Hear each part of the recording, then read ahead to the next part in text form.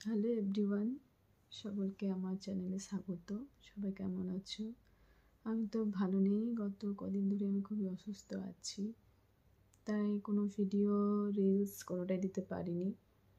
তো এখনও সুস্থ হয়ে উঠিনি। আসলে আমার প্রবলেমটা সঠিক কী সেটাই ধরা পড়ছিল না।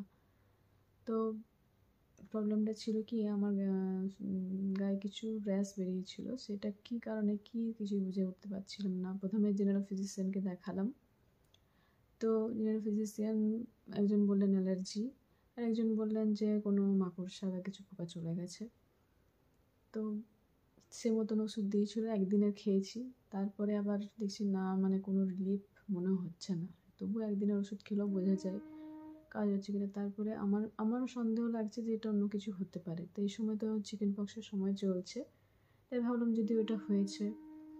আমার আগেও অনেক দুবার হয়েছে, মেজেস হয়েছে, চিকেন পক্স দুটোই হয়েছে।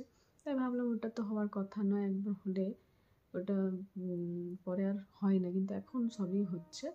তো পরে যাদের হয় সেটা ওই ভাইরাসের কারণেই হয়, কিন্তু সেটা অন্য ফর্মে হয়, ওরকমই দেখতে অনেকটা। কিন্তু এটা তখন আগের মতো না, তো স্প্রেডিংয়ের ক্ষমতা থাকে না এই ভাইরাসটা।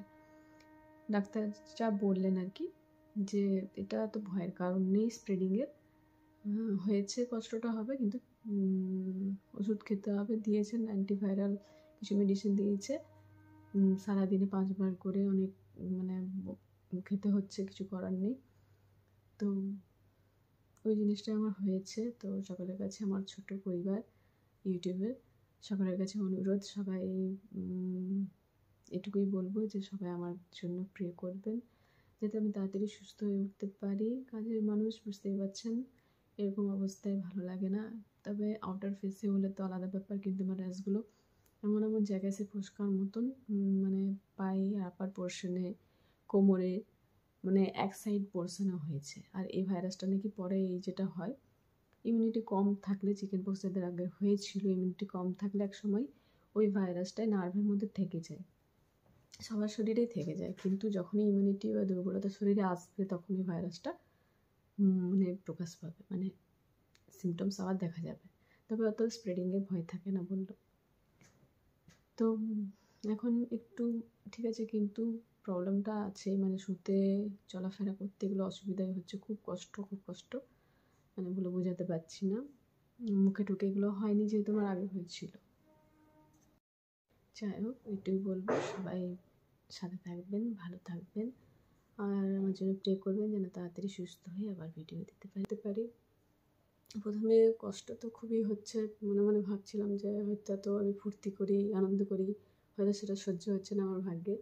কিন্তু না, একবার ভাবছি না, শরীর আছে মানে খারাপ তো হবেই, শরীর অসুস্থ হবে মাঝে মধ্যে, এটা স্বাভাবিক ব্যাপার। তো সেই জন্য সব কষ্ট ভুলে একটু সহ্য করছি। আর আমার প্রভু যিশু আমার সাথে আছে। উনি তো আরও অনেক বেশি কষ্ট সহ্য করেছেন, তাও আমাদের জন্য। তো আমি নিজের জন্য এতটুকু কষ্ট কেনই সহ্য করতে পারবো না। তো সবার কাছে এটাই অনুরোধ রইল, আমার জন্য প্রে করবেন, ভালো থাকবেন আর সাথে থাকবেন। এখন আপাতত কদিন দিতে পারছি না, কিন্তু নেক্সট আমি পরে আবার দেব। যদি আগের কোনো ভিডিও বা রিলস শর্টসের মধ্যে থাকে সেগুলো দেব। ওকে, এখন এতটুকুই।